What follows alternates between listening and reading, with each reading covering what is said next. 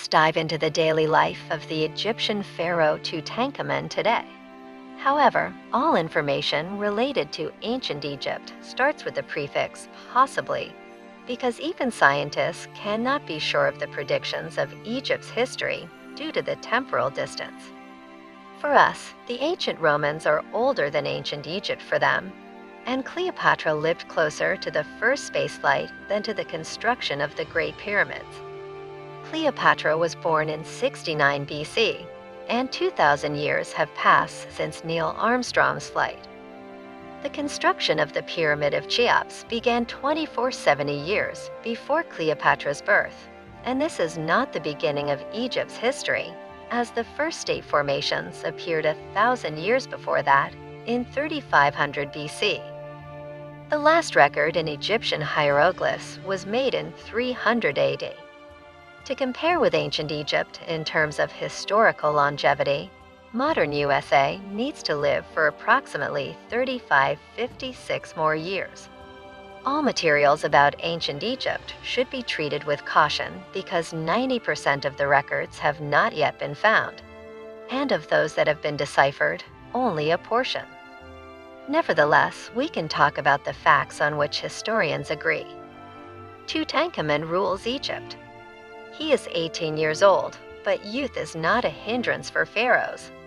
He has already been on the throne for 3 years and makes conscious political decisions, although he is helped by servants.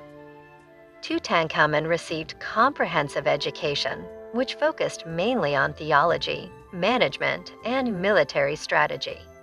He could read and write in hieroglyphs, the official language of ancient Egypt, and studied texts such as the Book of the Dead, which outlined the ancient Egyptians' afterlife beliefs.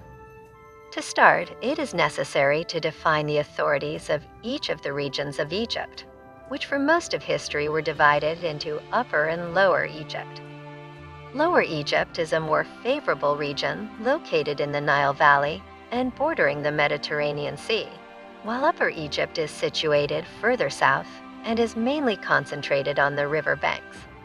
Scholars believe that the king of Upper Egypt, known as the Scorpion King, conquered Lower Egypt and united the regions into a single state. Egypt is now under the rule of Tutankhamun, who embodies the unity and integrity of the country. His crown, the Pshent, represents a combination of two sides: the red crown symbolizing Lower Egypt, and the white hedget symbolizing Upper Egypt. The pharaoh was not only a representative of the gods, but also their guide and holy person to the ancient Egyptians. Every Egyptian was required to give him everything they had because the richer and more beautiful the pharaoh was, the richer and more beautiful the people of Egypt became, perhaps not in this life, but in the afterlife. The pharaoh's daily rituals were a true ceremony, beginning with the hymn of the rising sun and ending with a prayer and washing of the statue in the chapel of Osiris. He also appointed priests because the temple of Osiris was a very important place. Religion played an important role in ancient Egyptian society, and Tutankhamun was a devoted follower of the god Amun. Many of the pharaoh's religious ceremonies and rituals were dedicated to this deity. Tutankhamun also consulted with priests and oracles to learn the will of the gods. After a sumptuous breakfast in the dining room, where the pharaoh and statues of his ancestors from the dynasty enjoyed their meals, Tutankhamun began his work. He was a true administrator, and although Egypt was a religious state, its governance was flexible and advanced. The pharaoh had a personal advisor, the vizier, who helped him with his administrative issues, as well as a whole cabinet of ministers, including the treasurer, judge, and chief of police, who were responsible for regulating daily affairs. Although the pharaoh's power was absolute, his success depended on the quality of his advisors. Tutankhamun's father, Akhenaten, chose incompetent ministers and attempted to start a religious revolution by appointing Aten as the chief god instead of Amun, which caused discontent among the population. When Tutankhamun became pharaoh, he returned the country to classical religion, which brought power to Egypt. Amun-Ra, the god of air and sun, became the supreme god again, and his temples were reopened, and the priests received funding. Along with religion, trade was also an important part of Tutankhamun's rule.